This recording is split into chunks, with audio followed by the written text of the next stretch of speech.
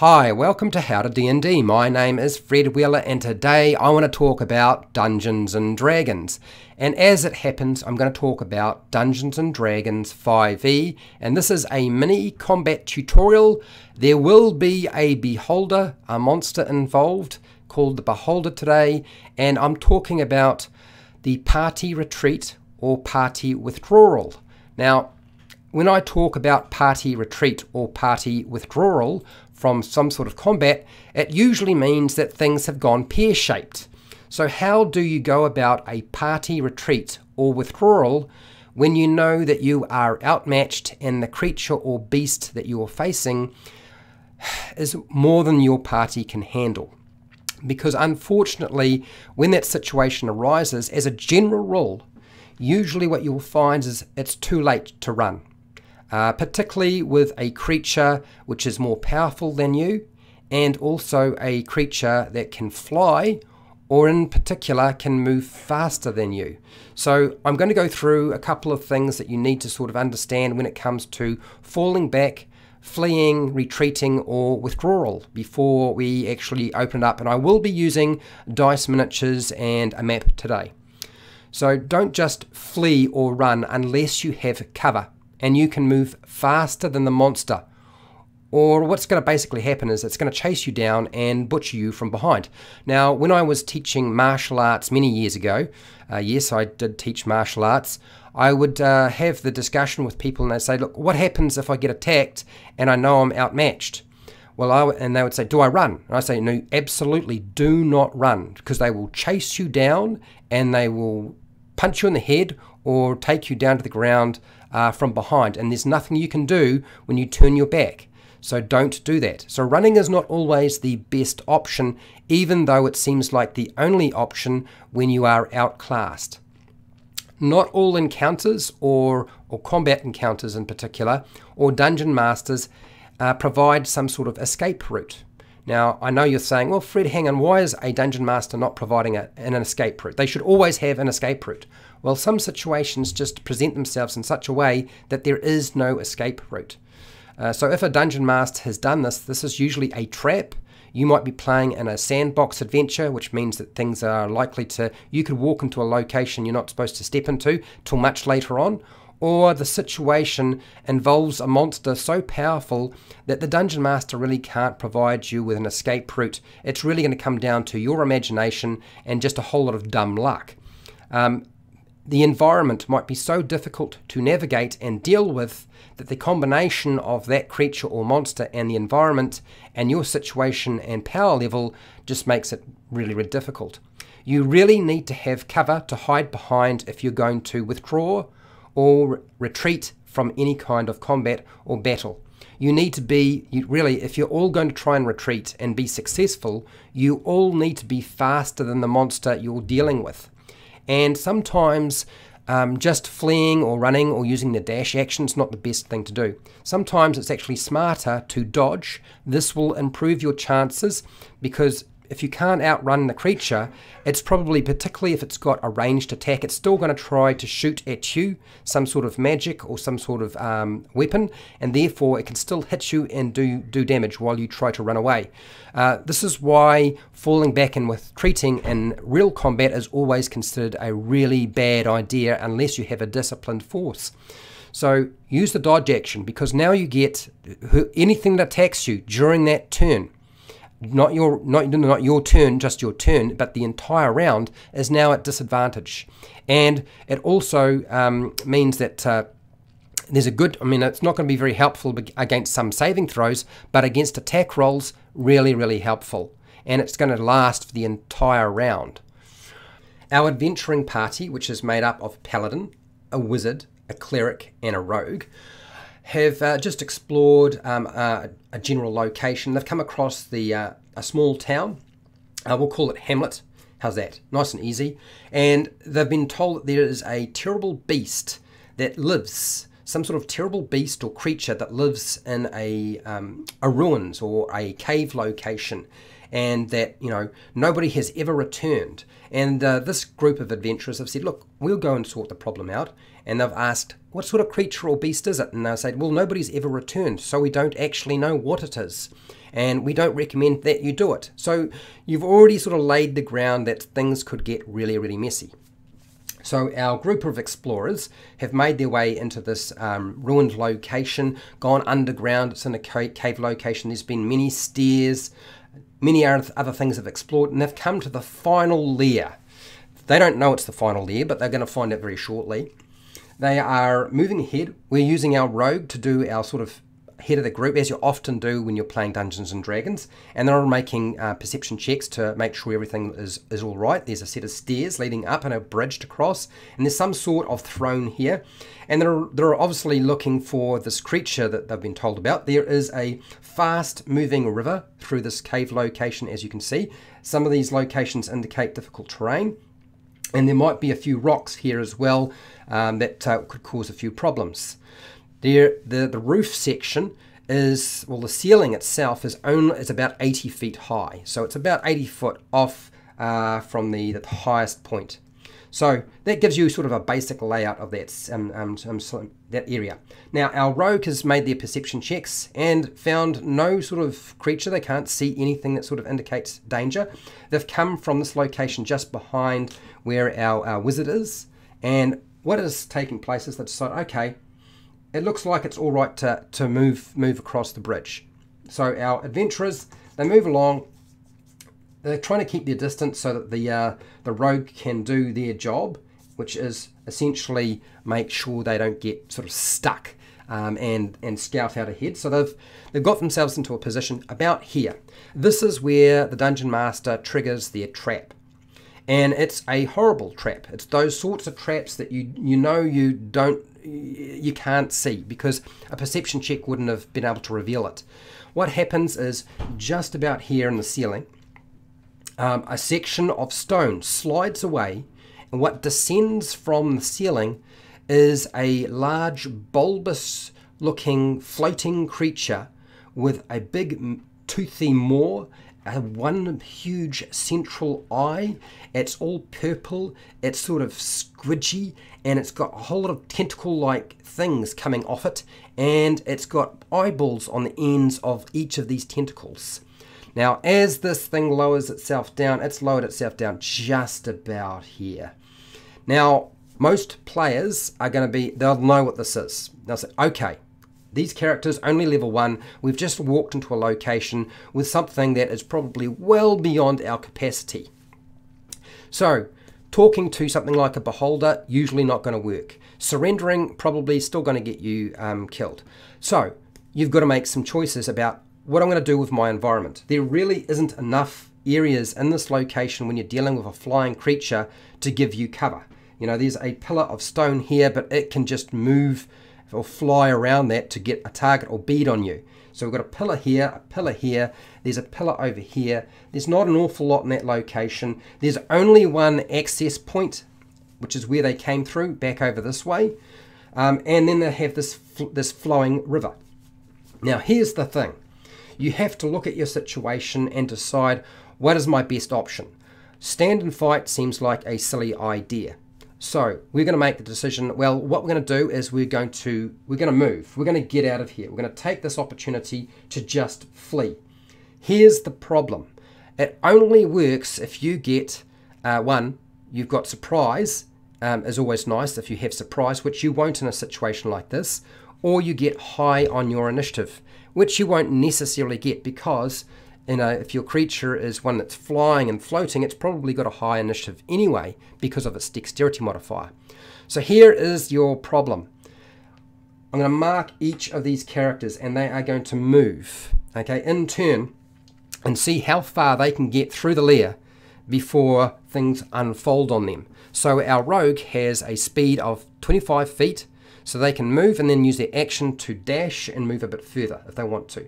So if we go 5, 10, 15, 20, forget about there being anybody there, 25, 5, 10, 15, 20, 25. So we're about there, I believe. I'm pretty sure that's right. 5, 10, 15, 20, 25, 30, 5, 10, 15, 5, 10, 15, 20, 25, 30, 35, 40, 45, 50. Yes, correct. So that's how far the rogue got in one turn. Still not out of harm's way though. This thing's got eye race. Okay, so that's the first one. Let's grab another one and make it clear. I'm dealing with our Paladin here. Our Paladin has a speed of, I believe it's 30 feet in terms of how fast they can move. So it's not a lot. Okay, so here we go. 5, 10, 15, 20, 25, 30. Okay, ignore those characters there. Normally if you're moving through another character it would cost you more speed, but don't worry about that. Okay, 5, 10, 15, 20, 25, 30. So that particular character can get to the door or doorway. Now that's provided the door hasn't slammed shut on them, which it might well have if they're dealing with a lair for a beholder. But you're still not out of eye ray. You still got to deal with ranged attacks. Okay, so I'm going to grab another dice. We'll deal with our cleric, and that cleric has I believe it's a 25 feet for the dwarf cleric. Yep, 25 feet. Here we go. So 5, 10, 15, 20, 25, 30, 35, 40, 45, 50. Gets to the doorway, standing right beside the Paladin. Still not out of harm's way in the first round. You can see where I'm going with this, right? Okay, here's our wizard. Has a speed, I believe the speed for the wizard is 30 feet. Yes, it is. And 5, 10, 15, 20, 25, 30, 5, 10, 15, 20, 25, 30. So the wizard manages to get through the doorway. They're not out of harm's way, provided that, you know, they can still be seen through that doorway. So they have moved, but you're not out of harm's way. And that's the first round. You've done nothing, and trying to escape is always very, very difficult. So it's why I say it's not necessarily the best option. So let's take everybody back again. There's our rogue. There's our Paladin. And the most likely character to survive out of all of these is probably not the entire party. Some are probably going to wind up falling. Is probably the wizard. The wizard's moving 30 feet and was further back, and therefore just had more distance, so more likely to survive out of everybody else. Okay, what are my other options? Okay, so there's this flowing river. Where does that lead to? It seems to just lead off somewhere. What about if we go to the river, jump in, and let the flow of the river drag us down, this underground river, drag us down? Now, there are, as I said, there is supposed to be rocks, jagged rocks and so forth in here, so you might wind up taking a bit of damage. At level 1, that might not be enough to kill you, but what happens if your dungeon master has decided, okay, well, the thing with beholders, their lair is usually set up to help them, and there's a waterfall at the end of this that's 100 foot, and there's a whole lot of rocks at the bottom, because that's probably what's going to likely be the case.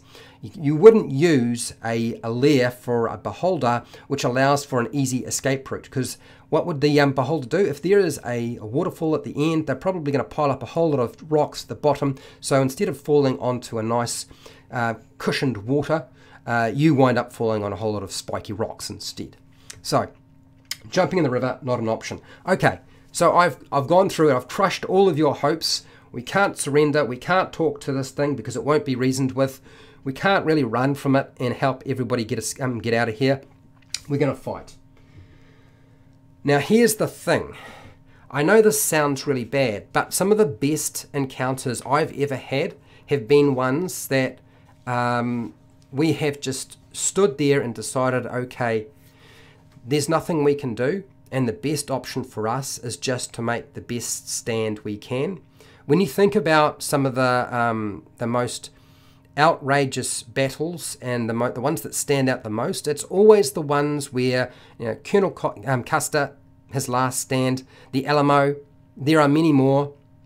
The men of the Spartans when they stood against the Romans. All of these are battles which really they didn't have a hope, but they knew they couldn't run from those battles. They knew that they just had to stand and do it. And sometimes you've got to make that decision. So I know there's a whole lot of people waiting around to see what happens to a bunch of level 1 characters with a beholder. So we're going to do that in a second.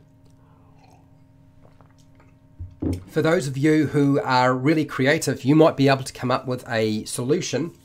The problem is, in terms of the options available in terms of spells for our cleric really only has Sacred Flame, Spare the Dying, Healing Word, Cure Wounds, Bless, Guiding Bolt, detect evil and good, detect poison and disease, and thaumaturgy. Now, thaumaturgy might have some options. You'd have to be pretty creative to make that work and trick a beholder. And then, of course, we've got our wizard, who has Firebolt, Ray of Frost, Shield, Magic Missile, Mage Armor, which they've already cast at the beginning of their adventuring day, so they only have one level 1 spell, Acid Splash, Shocking Grasp, Detect Magic, Burning Hands, and Thunderwave. So, not really the sort of spells that you would necessarily be able to use to set up some sort of illusion or distraction in some way. Therefore, somebody's either going to make a sacrifice or you've got to stand and fight. So, where are my... Here we go. Here it is. Here is my mat. I'm going to use this for today. I'm hoping that I can show you basically what's going on. I'll stand it that way. That's probably the easiest way. So what I'm going to do is I'm going to treat this as a surprise. What I've done is, because they're not running, not only did the ceiling open up and the beholder drop down about 20 feet, and it sort of... it looks very angry, and it's speaking in some sort of language they don't understand, but it's about to shoot its eye rays. So I'm going to give it surprise, provided that it makes a decent stealth check, because it had, there really was, the only thing they could really detect is that sliding ceiling. Also, the door is going to automatically close magically. That sort of sets us up for a really bad situation, okay? So I'm going to start off with our beholder, and I'm going to roll initiative for that one, and I'm going to work my way through each one until we are ready to start using stealth checks. Okay, here we go. So beholder has a +2. Totally unfair fight, by the way. 11 plus 2 is a grand total of 13. Okay, and next we'll do our rogue. Let's see what our rogue gets. And I will roll, will I roll a black dice? No, I'll just keep rolling the same dice, I'll get confused otherwise. I rolled a 1 and the rogue gets a modifier of +3. So the rogue only got 3 plus 1 is 4. It's not very good. Things aren't looking good. Okay, Paladin. Let's do the Paladin next. Paladin. And there we go. And we roll for that one. Now, Paladin's got a really low modifier for that one. So I rolled a 19 on my dice, which is good news. And I add a -1. That's the dexterity modifier. So -1, so 19 minus 1 is 18. And roll again. I rolled a 5. This is for our cleric. Our cleric, oops, is going to get a grand total of 5 minus 1 as well for their modifier for initiative, so that's a 4. Make sure I write these down before I move on to the next one. And I'm just going to shuffle this up so I can get at it a little bit easier. We'll do the wizard. There's the wizard. There we go.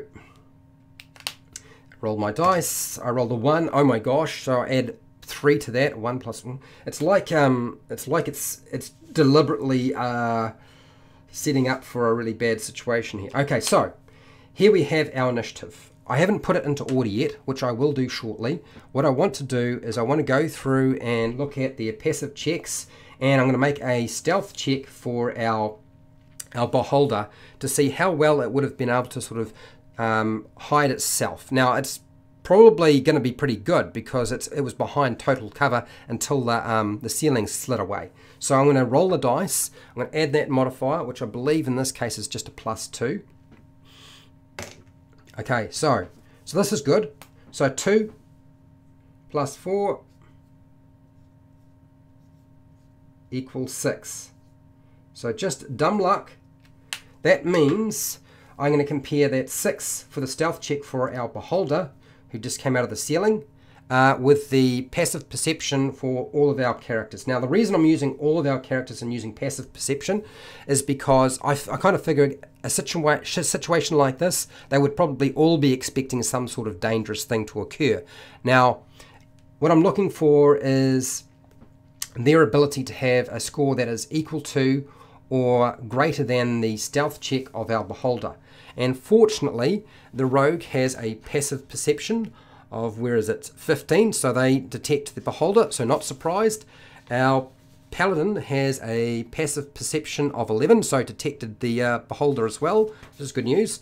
Our Cleric has a passive perception of 13, which is always good news too, because that's also not going to be surprised. And our Wizard has a passive perception of 13. So these are all taken from the official Dungeons & Dragons website. For those of you who are wondering where I'm getting all these numbers from, I'm using the level 1 characters, I'm using the Halfling Rogue, the Human Paladin, I'm using the Dwarf Cleric at level 1, and I'm using the Elf Wizard.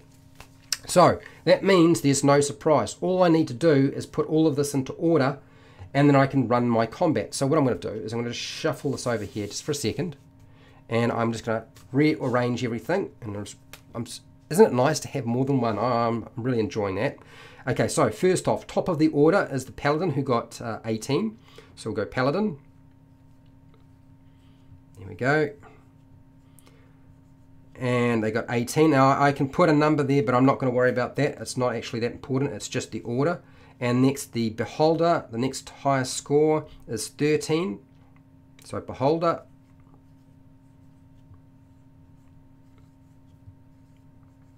Okay. Next, all the rest are on 4. So it doesn't really matter. You can just decide amongst yourselves who you would like to go next. I'm going to just arrange it based on what I think sort of going to be easiest for me to deal with. So I'm going to go with, we'll go with the Wizard.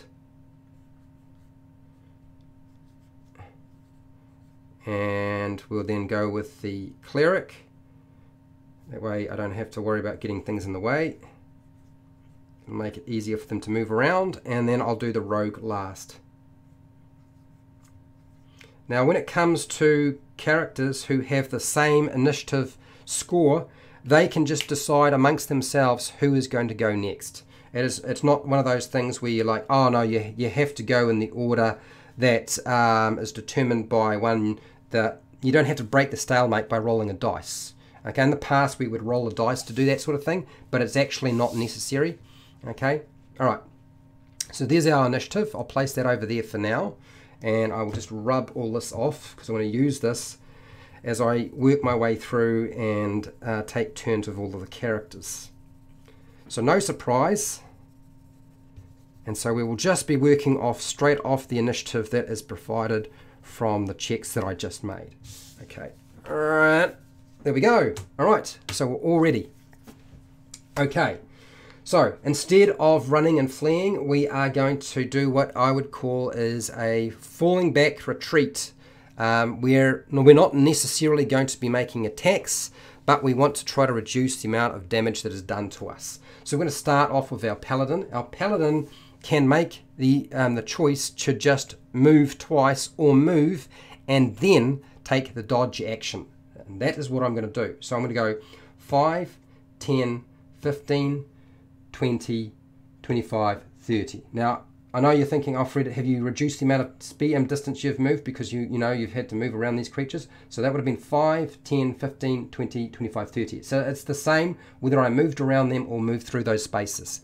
I'm going to take the dodge action. The dodge action now means that anything that uses an attack against me, I'm going to have, it'll be disadvantaged against me. It won't help me with a lot of my saving throws, but that's one aspect to it. So you've got to make that decision. You can just move if you want.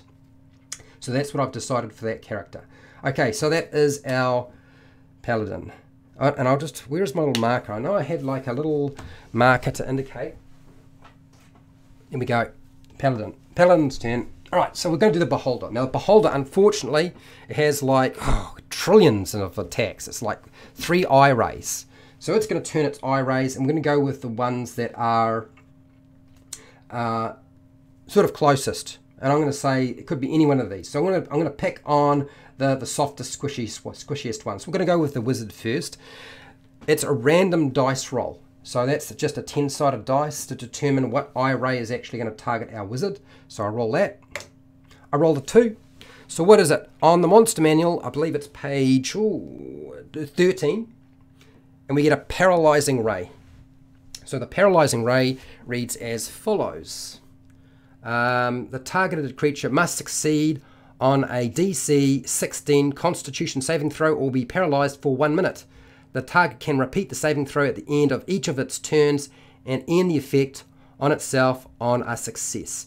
Okay, so that's exactly what we're going to do. So it could be really bad. So Constitution saving throw for our wizard. Where is our wizard's sheet? I believe that is down here. Here we go.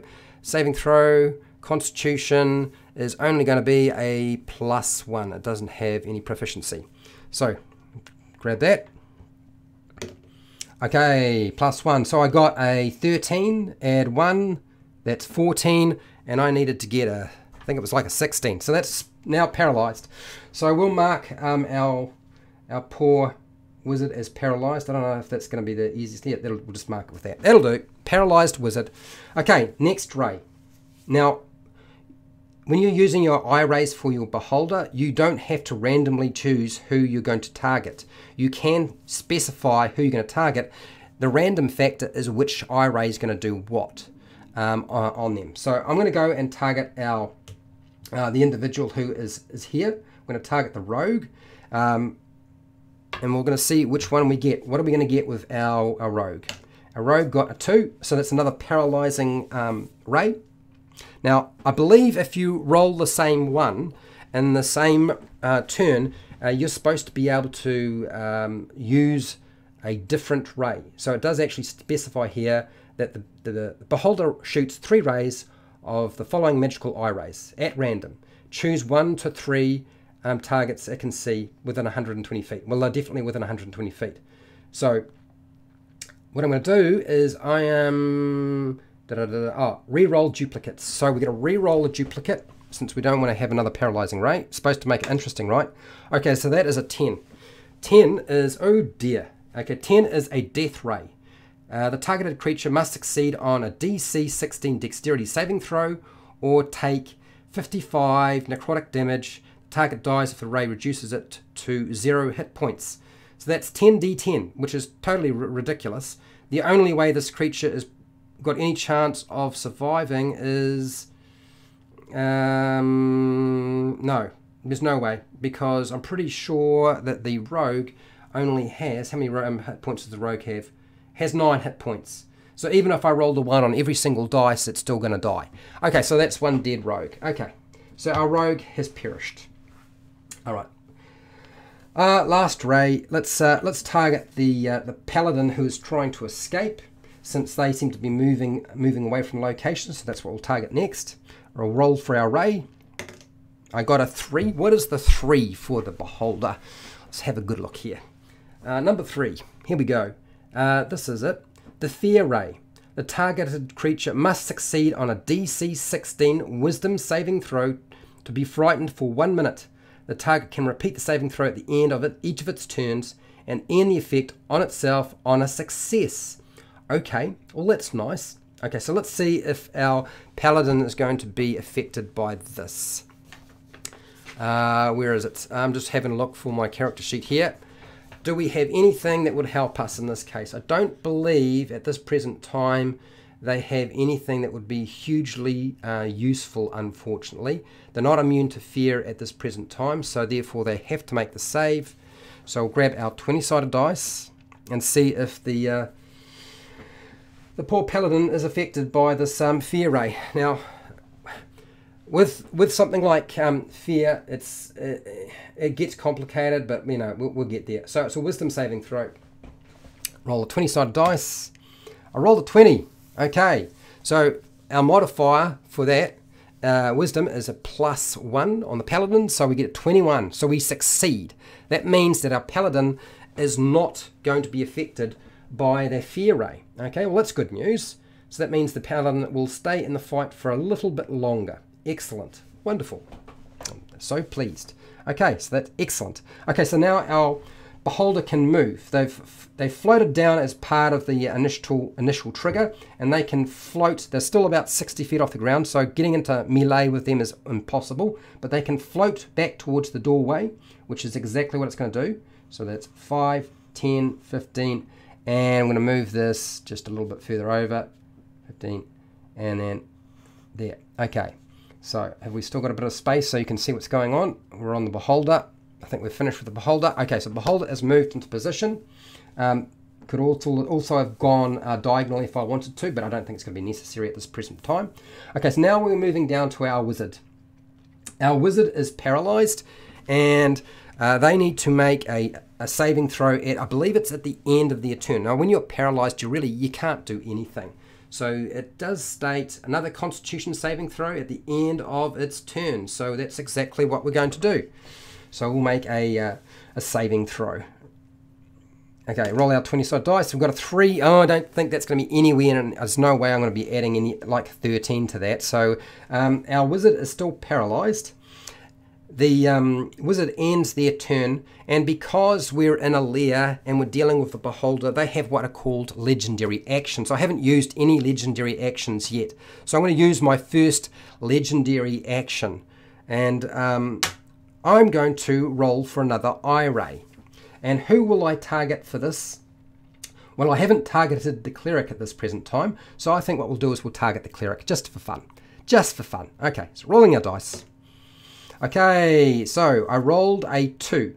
Now, when it comes to legendary actions, my understanding is you don't necessarily have to re-roll for duplicates when it comes to that, so we're going to just use number 2. Number 2 is our Paralyzing Ray again, so we need to make a Constitution saving throw for the dwarf, I believe. Where's our cleric? Oh, there we are. I don't think they have anything that will help them in terms of making that save. No, not at this present time.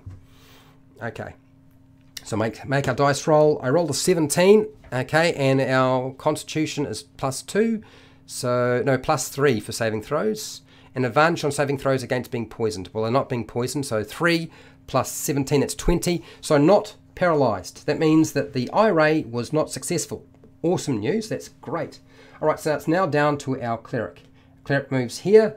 Now, our cleric could try and doesn't know that the rogue is dead. They could go and inspect them, but let's just assume that chances are they got a good idea that the rogue has probably been destroyed utterly. So what we're going to do is we're going to just try to move out of here as quickly as we possibly can. I'm going to take the dodge action.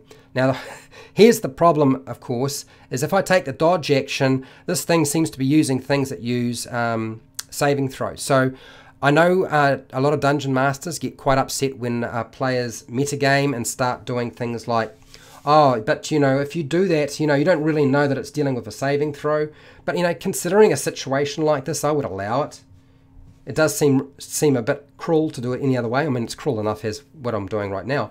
But yeah, so I'm not going to worry about trying to dodge. Instead, okay, it hasn't worked for the Paladin. This thing is still able to sort of target them. So we're going to go with just moving. So 25 feet.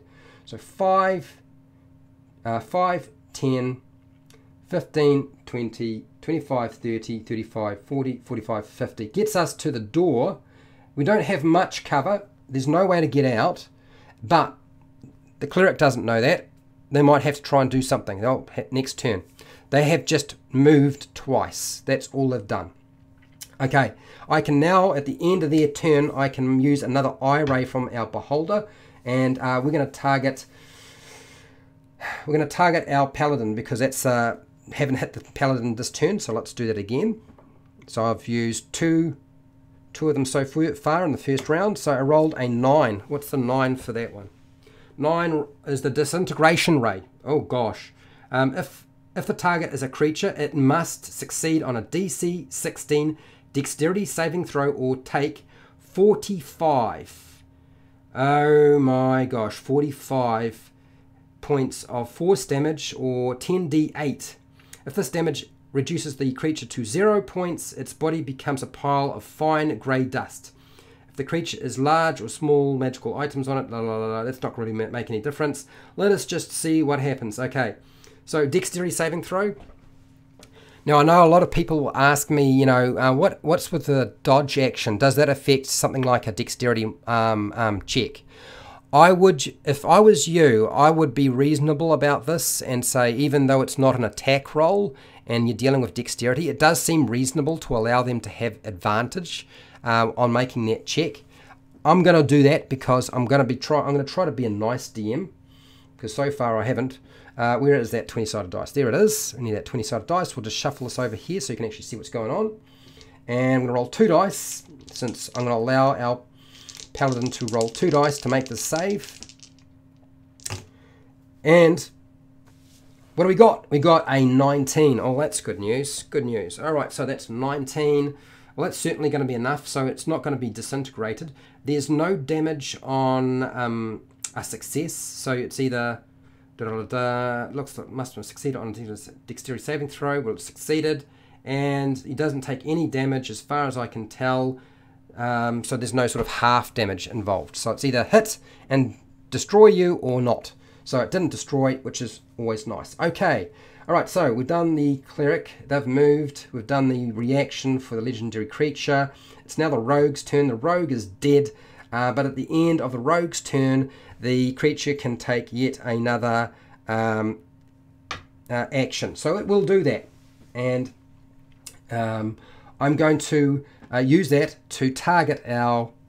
Now, I could decide at this present time to target our wizard because they're paralyzed. Targeting a creature that is paralyzed is really, really brutal, particularly if you get the right type of attack on it. So that's what I'm going to do, is going to target them. You know, it's probably more likely to do damage than anything else. So that's what I'm going to do.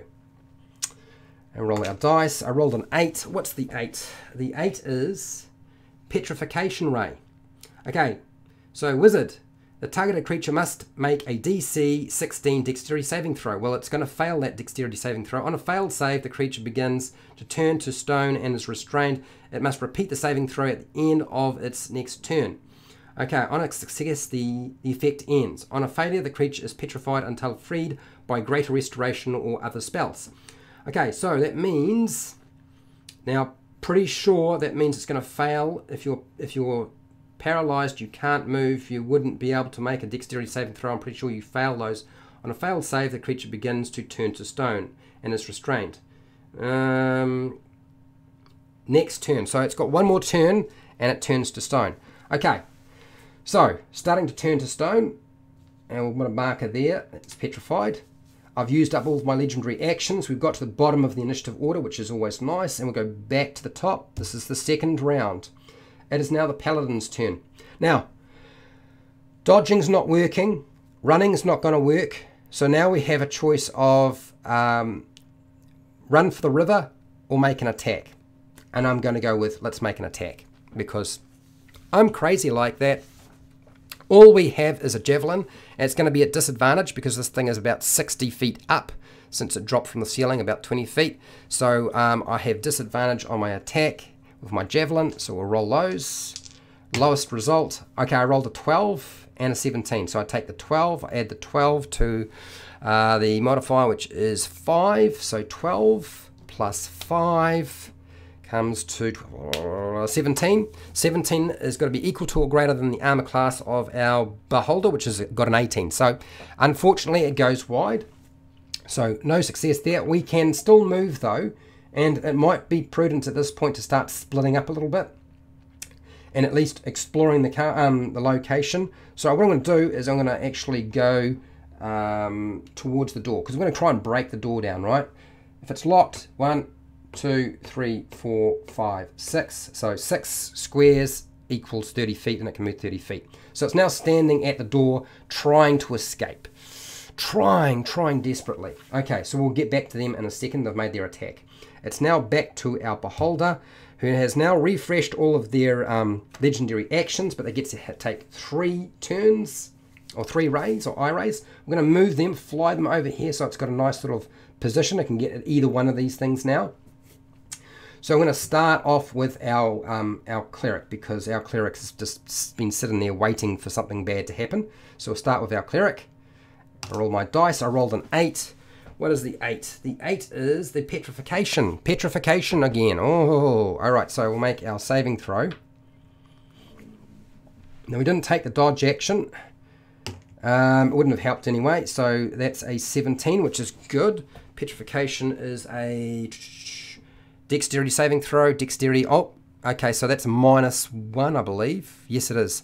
-1 on the cleric. Yep, -1 dexterity, so that's 17 minus 1 is 16. We still were successful, so we are not petrified or not being petrified, so we're all good. Still alive in the second round, isn't that amazing? Okay, so next one. Let's target our Paladin. We haven't done anything to the Paladin yet. I got a 5. I don't know what the 5 is. Let's check that on that page there. 5 is Evisceration Ray. The targeted creature must make a DC 16 Constitution saving throw or take 36 necrotic damage on a failed save, half as much damage on a successful one.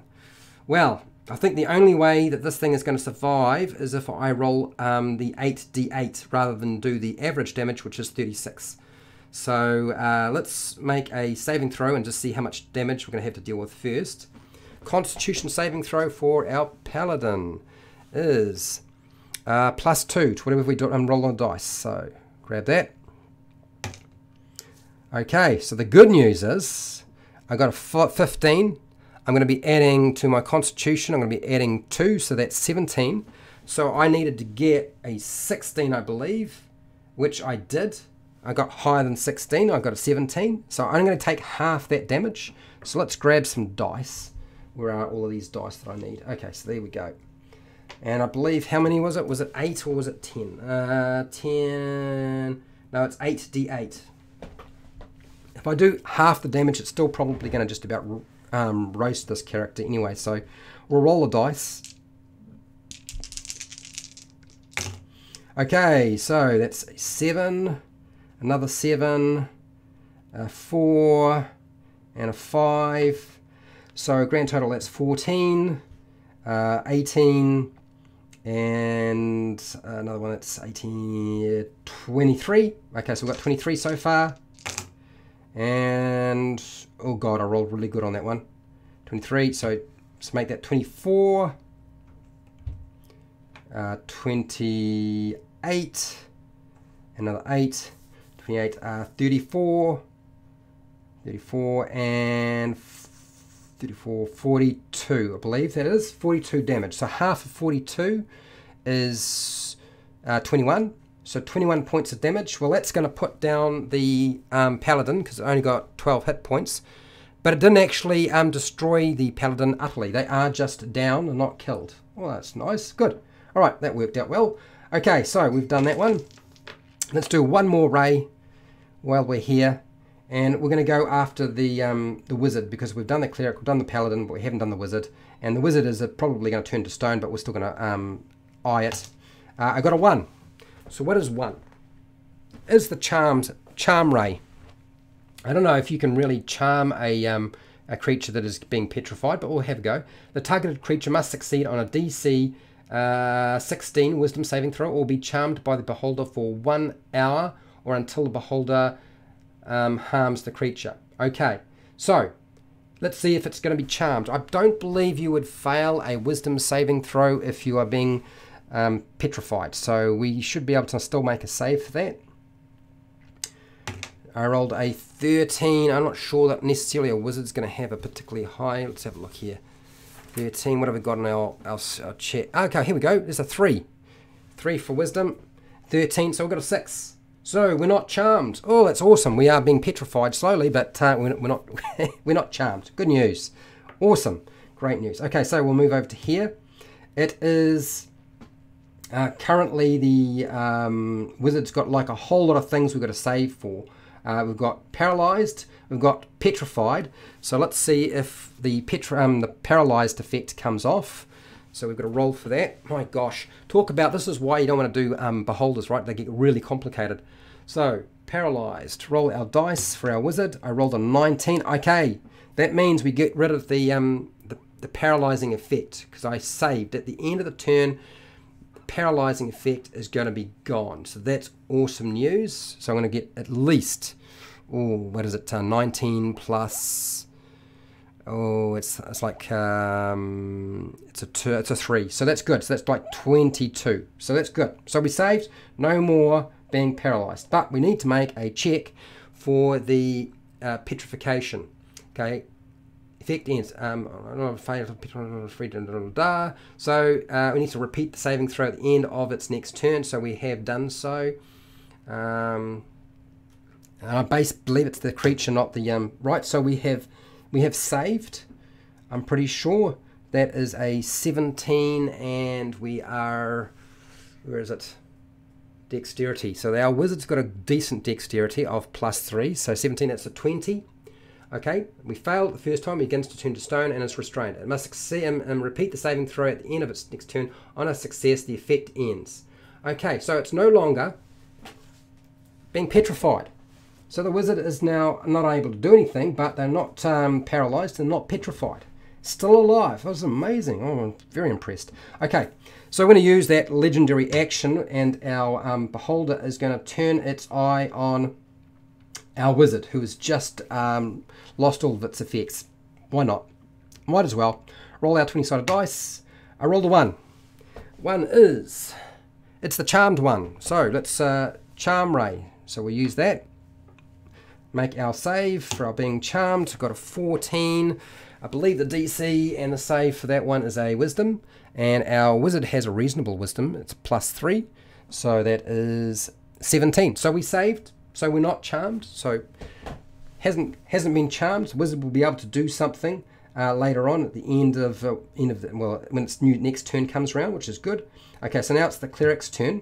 The cleric has a problem, but it's going to try to break the door down. So we're going to make a strength check to try and break that door down. Now this is a really strong door, so it's going to have to be a pretty good check. We're going to need like a 20 to break that door down. Oh, that's not too bad though. That's an 18, and our cleric, where are you? There we go. Lots of bits of paper everywhere. Strength is a +2. So I set the DC at 20, and they've got a 20. So they break the door down as their action, and they can now move. So we'll move 5, 10, 15, 20, 25. Right, so they've started moving down the stairs. Now I know you can't see what's going on, but I will let you know how things are progressing. Okay, there's a chance that the dwarf, who is the slowest, might actually escape. Amazing. All right. This is an opportunity for the beholder. They can either try and fly after the dwarf, which would mean they would have to go lower to the ground, or target our wizard. So we're going to use that legendary action that we've got, since we've still got another 2 left. So we're going to use 1 more, and we're going to target our wizard right here. And I got a 4. So what ray do we get on a 4?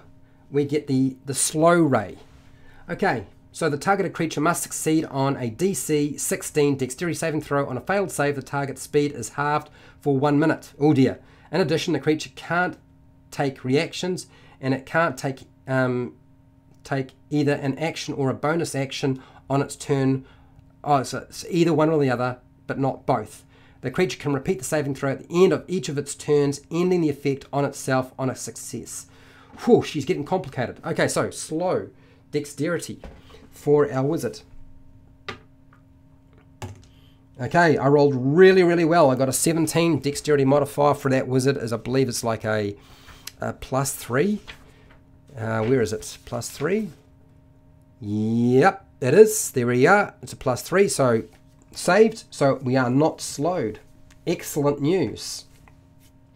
Okay, so the clerics had their turn. They've broken the door down. They're running away. And we'll go to the rogue. The rogue is dead, so we're still going to use that.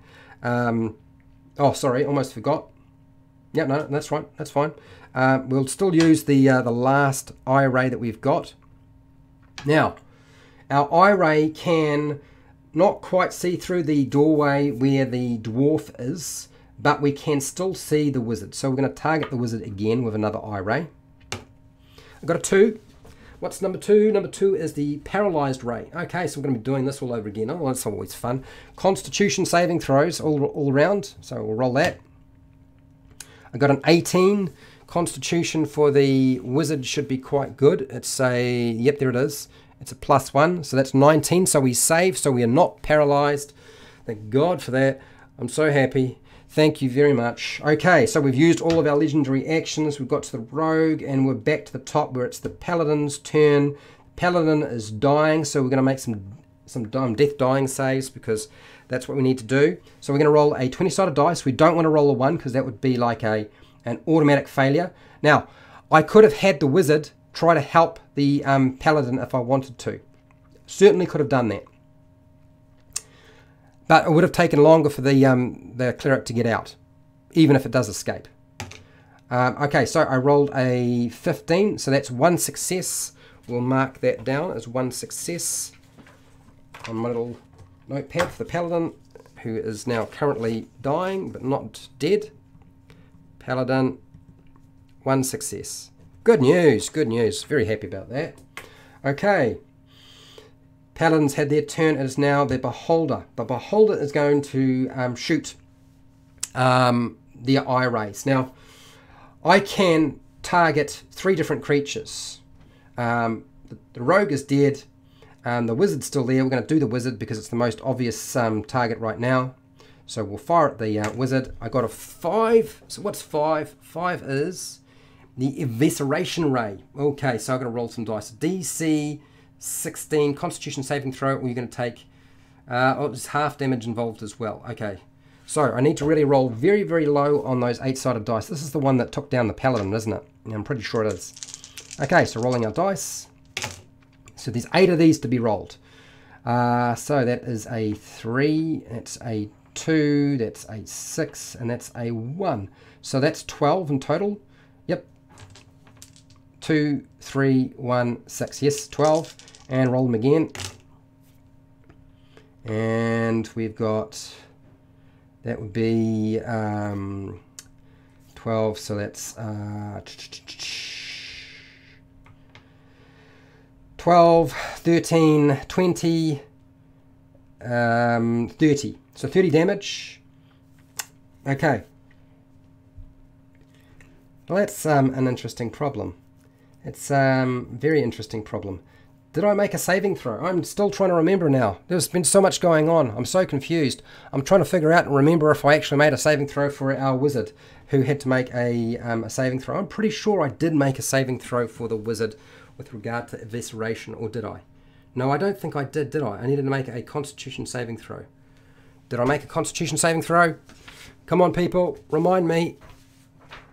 Don't think it's going to make any difference because 13 is still potentially going to put it down, and it's probably going to wind up lying there and potentially dying. So we'll just do it because I can't honestly remember. I may have jumped the gun. You did it right, Fred, at 17. Okay. You did make the save, so I got a 17, so it means it saves, it only takes half, so that's 30. Okay, so we'll divide that in half, that's 15 damage. So 15 damage puts the Wizard down. How many hit points does the Wizard have? It has 7. Oh, blimey. That's not good. Yeah, 13, half, 15, yes, and I've just instantly killed the Wizard. Okay, the Wizard is dead. Oh dear. All right. Okay, so now that we've got nobody else around here, this one is dying. We're going to fly this way.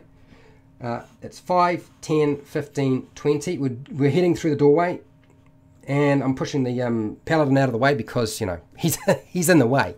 We'll put our creature down here. All right, so now I can see the dwarf and that Paladin is right smack in front of me. So I'm going to shoot the Paladin with a ray as I'm moving up to it because I just want to do it. I can't help myself. Okay, so we'll roll for the... Oh, I got a 7 for the ray on the Paladin as I was moving up, and that's a sleep spell. Okay, well, I don't think it's going to make any difference because he's currently unconscious anyway, so don't worry about it. Skip that, and we'll make a ray attack on our dwarf cleric. I got a 5. What's the 5? 5 is Evisceration Ray. Oh, God. All right, get ready. We're rolling the 8-sided dice again. I think she's all done and dusted now. Thank God for that. I thought this was going to take a lot less time. So I got a 4. I got a 6. That's 10. 5, 15. Okay, 1, 16. I'm going to roll those all again because I need 8 of these to be rolled. 16, and then... so that's 16, 20 with a 4, 26, 26, 32. My brain's functioning a little bit. 32, and then I add that, that's 39. Okay. I didn't make a saving throw for our our cleric. So let's make that saving throw, since I've rolled a lot of damage. It's a lot. It's a truckload. Okay, here it is. It's a DC 16 Constitution. Well, dwarves are pretty good at that. No. So it takes all of that. Okay, so that instantly killed the dwarf. Okay, it dies on the staircase. Yeah. So we've just got the Paladin who can make saving throws at their turn, but we'll see how that goes. So we're just going to move my beholder over here. Okay, so I'm going to end it there. I don't honestly think that we need to play it out anymore. And then, of course, you know, another beholder. I was going to use this one, but now I don't think it's necessary at all. So here is a good example of really my message to you is trying to flee and run away from a combat is often really difficult to do, and as a result, it's not necessarily going to work. That was really the message for today, and I have set it up. Yes, it's a TPK. Fred has deliberately done it.